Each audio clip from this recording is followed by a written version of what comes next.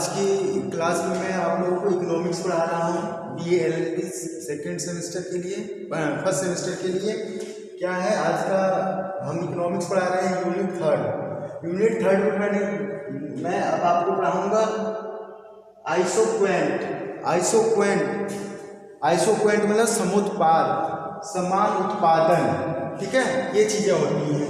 ठीक है, आइसोक्वेंट क्या होता है, ठीक है, समुत्पाद क्या होता है, उत्पाद समान उत्पादन क्या होता है, उसके बारे में मैं आप लोगों को आज बताऊंगा। ठीक है, तो पहला क्या होता है, यह वक्र, ये वक्र होता है, एक रेखा होती है।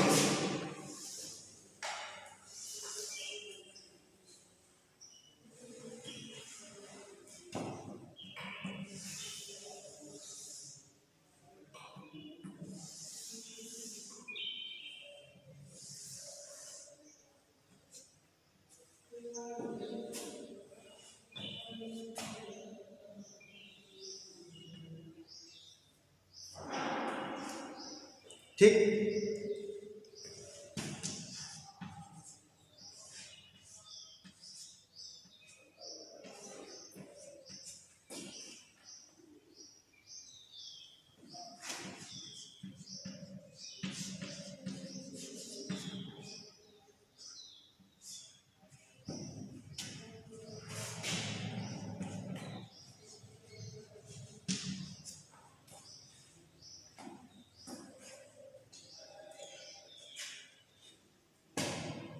आइसोक्वेंट मतलब होता है समुत्पाद में बराबर करना होता है। क्या करना होता है, बराबर।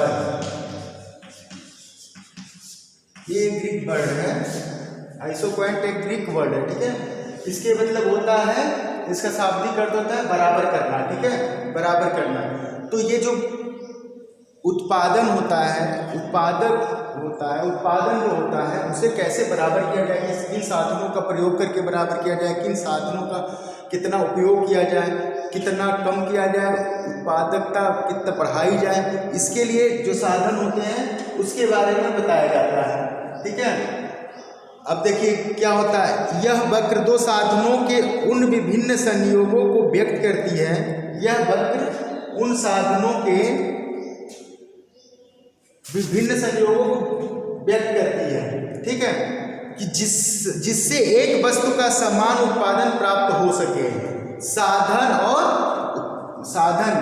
उन साधनों का संयोग व्यक्त करती है जिससे उत्पादन ज़्यादा से ज़्यादा बढ़ाया जा सके। एक अर्थ में क्या कहते हैं, प्रत्येक उत्पादक, दूसरे अर्थ में क्या है, प्रत्येक उत्पादक या फर्म के सम्मुख प्रमुख समस्या यह होती है। ठीक है, प्रमुख समस्या यह होती है कि उत्पत्ति के विभिन्न साधनों का किस अनुपात में मिलाया जाए जिससे न्यूनतम लागत पर उत्पादन की अधिकतम मात्रा प्राप्त की जा सके। उत्पादक या फर्म को, ठीक है, उत्पादक जो होता है, उत्पादक या फर्म, जो फर्म होती है वो कितना उत्पादन करे, कौन सा ऐसा संयोग बने, कितना उत्पादन करे या कितना वर्कर्स यूज करे, और कितना साधन मतलब वर्कर हुआ या मशीन हो गई, क्या कौन सी ऐसी मशीन है, क्या कितना पदार्थ यूज करे जिससे उत्पादक को ज़्यादा से ज़्यादा उत्पादन कर सके। ठीक है, ज़्यादा से ज़्यादा उत्पादन कर सके।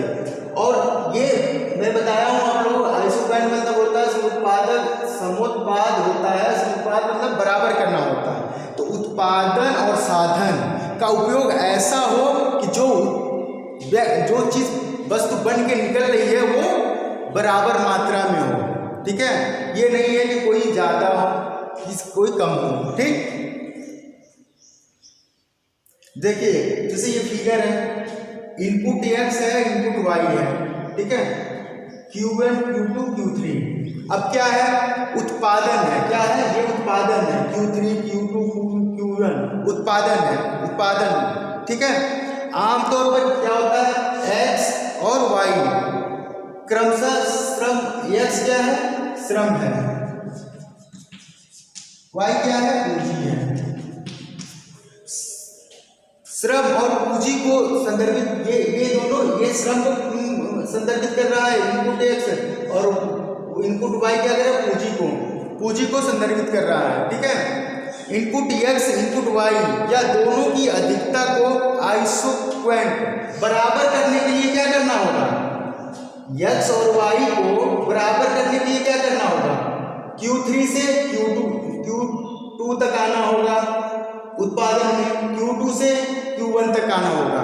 तब यदि इन दोनों को बराबर कर दिया जाएगा तब जाके ये चीजें बराबर होंगी, तो ये समुत्पाद हो जाएगा, मतलब समान उत्पादन हो जाएगा या आइसोक्वेंट हो जाएगा, ठीक।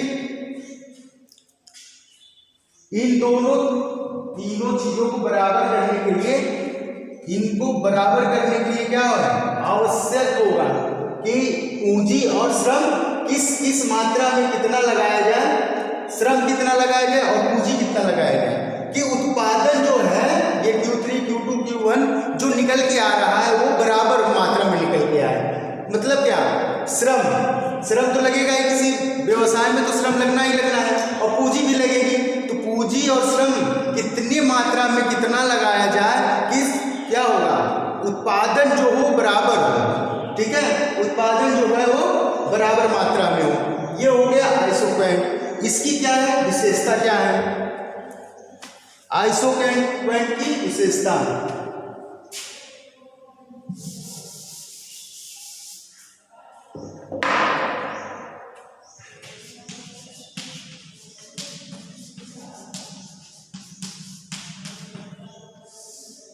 इसकी क्या विशेषताएं हैं, ठीक है।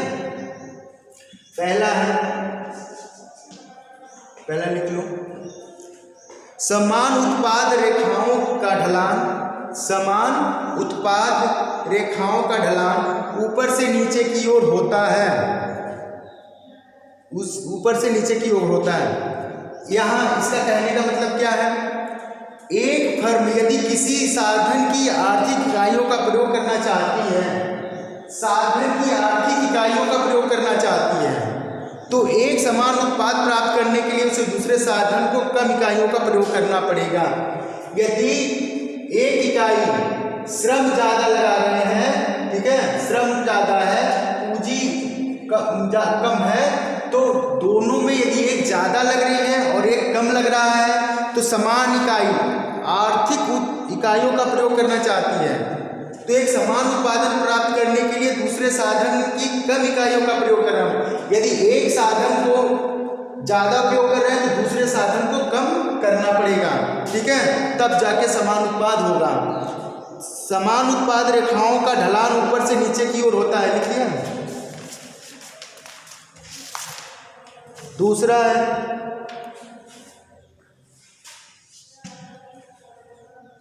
लिखो, समुत्पाद रेखाएं मूल बिंदु के प्रति उन्नतोदर होती हैं। इसका मतलब यह होता है, उन्नतोदर होती हैं, इसका मतलब यह है साधन पूर्ण प्रतिस्थापन नहीं होते, इसलिए एक साधन की बढ़ती हुई मात्रा को दूसरे साधन की घटती मात्रा में प्रतिस्थापित किया जाता है। साधन पूर्ण प्रतिस्थापन नहीं होता है, इसलिए एक इकाई का उपयोग किया जाता है, एक साधन की बढ़ती हुई संख्या का उपयोग किया जा रहा है तो दूसरे की घटती मात्रा का प्रतिस्थापन किया जाता है, एक दूसरे को प्रतिस्थापित करती हैं। श्रम और पूंजी है तो एक दूसरे को उत्पादन में प्रतिस्थापित करके ही कुछ न कुछ उत्पाद मिलेगा, ठीक है। तीसरा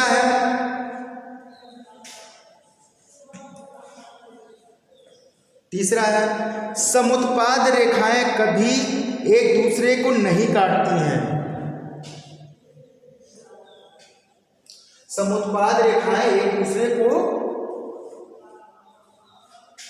नहीं काटती हैं, मतलब क्या है, यदि ये दो रेखाएं जो है समुत्पाद की, ये जो दो रेखाएं हैं एक दूसरे को कहाँ काट रही हैं, एक दूसरे को कहीं क्रॉस नहीं कर रही हैं, ठीक है।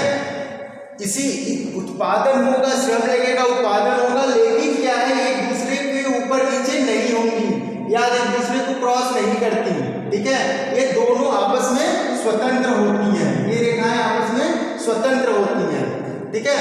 और उत्पादन हमेशा श्रम और पूंजी जहाँ लगती है उत्पादन हमेशा स्वतंत्र ही होगा।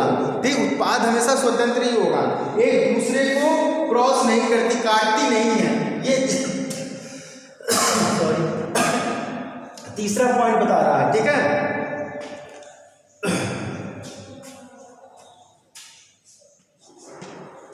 चौथा है, लिखो चौथा, समुत्पाद रेखा जितनी ऊंची होती है उतनी ही अधिक मात्रा को प्रकट करती है। समुत्पाद रेखा जितनी ऊंची होती है उतनी ही अधिक मात्रा को प्रकट करती है।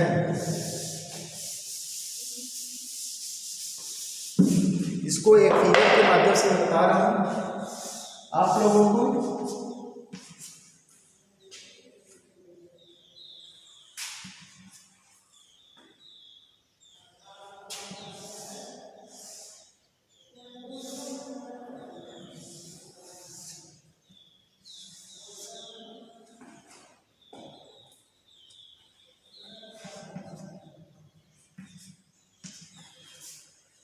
देखिए क्या चौथा था, क्या था, समुत्पाद रेखा जितनी ऊंची होती है उतनी अधिक मात्रा को प्रकट करती है। मतलब जितना ही ऊंचा इसकी रेखा जो जितनी ऊंची होती है उतना ही ये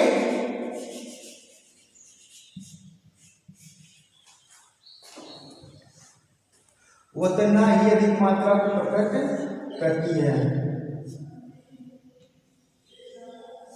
उतने ही अधिक मात्रा को प्रकट करती है। मतलब क्या, समुत्पाद वक्र जितना ही दूर ऊंचा होता है उतनी ही अधिक मात्रा को प्रकट करती है, उत्पादन को प्रकट करती है। ये क्या होता है, दाएं हाथ की ओर घटता जाता है, ऊपर से दाएं हाथ की ओर घटता जाता है। ठीक, वह उत्पादन की उतनी ही अधिक मात्रा को दिखाता है। जितना ही ऊपर से जितना ही नीचे दाएं हाथ की तरफ ये बढ़ता जाएगा उत्पादन मात्रा को उतना ही ये अधिक प्रकट करता जाएगा, उतना ही अधिक ऊंचा प्रकट करेगा। ये होता है चौथी विशेषता होती है। ठीक है, P1 P के बाद P1 जितना ही अधिक दाएं की तरफ जाएगा, ठीक है, उतना ही उत्पादन ऊंचा होता जाएगा। ठीक है,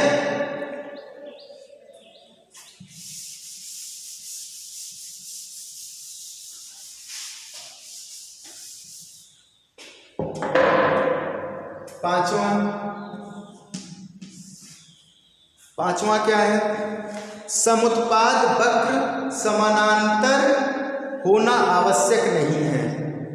मतलब समानांतर मतलब दोनों समान मात्रा में चले ऐसा आवश्यक नहीं है। जैसा कि मैं फिगर में आप लोगों को बता चुका हूँ, टेढ़ा मेढ़ा चलेगा ये, ठीक है, ऐसे चलता है, उत्पादन ऊंचा होता है, नीचा होता है, घटता है, बढ़ता है, श्रम लगते हैं, लेकिन समानांतर दोनों बराबर कभी नहीं हो सकते। क्या है, दोनों रेखाएं कभी बराबर नहीं हो सकती, दोनों श्रम भी बराबर नहीं हो सकता, पूंजी भी बराबर नहीं लग सकती।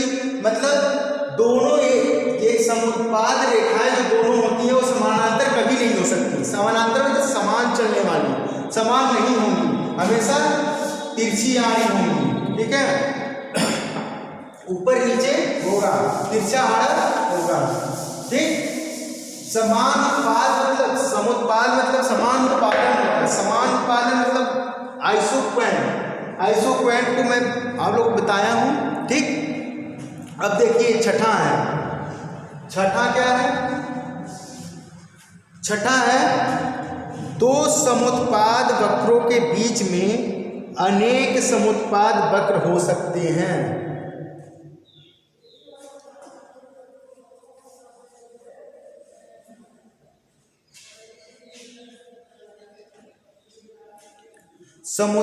दो समुत्पाद वक्रों के बीच में अनेक समुत्पाद वक्र हो सकते हैं। ठीक है, दो समुत्पाद वक्रों के बीच में, ठीक, समुत्पाद वक्रों के बीच में अनेक समुत्पाद वक्र हो सकते हैं। ठीक है, इसके अंदर बहुत से समुत्पाद वक्र हो सकते हैं, जैसा कि फिगर से आप लोगों को बताया गया था।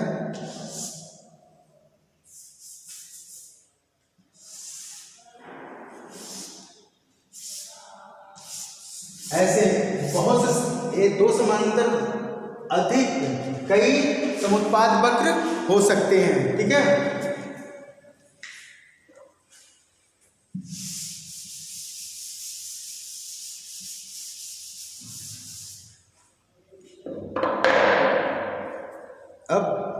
अब आप लोगों को सातवां बता रहा हूं। सातवां लिखो, समुत्पाद वक्र उत्पादन की सीमा रेखाओं को अंकित करने में सहायक होते हैं।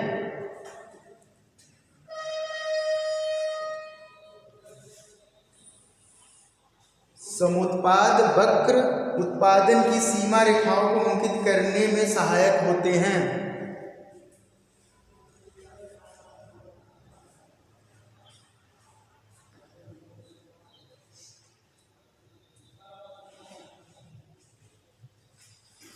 ठीक है, अब क्या है, समुत्पाद वक्र उत्पादन की सीमा रेखाओं को अंकित करने में सहायक होते हैं। समुत्पाद वक्र जो हम आप लोग बता रहे हैं आइसोक्वांट, वो उत्पादन की सीमा रेखाओं को अंकित करते हैं। ठीक है, कितना ऊपर तक बढ़ा है, कितना उत्पादन हुआ है, कितना उत्पादकता हो सकती है, कितना क्या होगा। ठीक है, वो कब ये बराबर होगा, कब आइसोक्वांट बराबर होगा। ठीक है, ठीक, समुत्पाद कब होगा, समान उत्पादन कब होगा, ये सारी चीजें ये रेखा बताती है। उत्पादन वक्र जो होता है वो बताती है।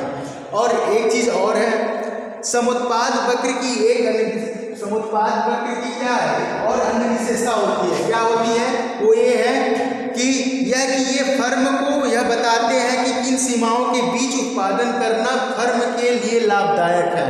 ठीक है, ये फर्म को बताते हैं कि किस सीमाओं के बीच उत्पादन करना फर्म के लिए लाभदायक है। मतलब ये वक्र जो उतार चढ़ाव है, दाएं से बाएं की तरफ जाती है, उत्पादन फलन जो होता है, उत्पादकता जो होती है, वो क्या बताती है कि फर्म को कितना उत्पादन करना है और कितना उत्पादन करने पर कितना लाभ इसको प्राप्त होगा। ये चीजें एक विशेषता इसकी ये भी है। ठीक है, तो हम आप लोगों को आइसोक्वांट बता चुके हैं। ठीक है, अब नेक्स्ट टर्न पे आप लोगों को अलग और एक पार्ट पढ़ाया जाएगा। ठीक, उसके बारे में अगली कक्षा में आप लोगों को बताया जाएगा। ठीक है, ओके।